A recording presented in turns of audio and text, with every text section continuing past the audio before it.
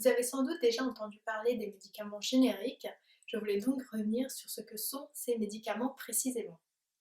Lorsqu'un laboratoire pharmaceutique crée un médicament, pour la première fois, ce médicament porte le nom de médicament Princeps. Avant de le mettre sur le marché, le laboratoire pharmaceutique est passé par une phase de recherche et de développement qui a duré en moyenne 10 à 15 ans.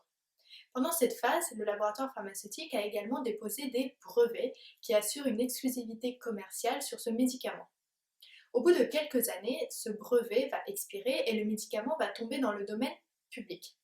À partir de là, la recette de fabrication de ce médicament est accessible à tous. Et donc, certains autres laboratoires pharmaceutiques peuvent récupérer cette recette et créer des copies du médicament. C'est ce que l'on appelle les médicaments génériques. Ces copies de médicaments ne sont pas faites n'importe comment.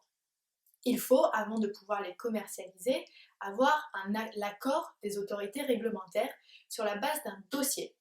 Ce dossier, bien évidemment, est un peu allégé, puisque la plupart des informations sont déjà dans le domaine public. Néanmoins, il y a 3 critères fondamentaux à respecter. Le médicament générique doit avoir la même composition en principe actif, c'est-à-dire la molécule qui donne son effet au médicament, que le médicament Princeps. Le médicament générique doit également être sous la même forme pharmaceutique, c'est-à-dire que si le médicament Princeps était un comprimé, alors le médicament générique doit également être un comprimé. Et enfin, il doit avoir la même bioéquivalence, c'est-à-dire qu'il doit avoir le même comportement dans notre organisme.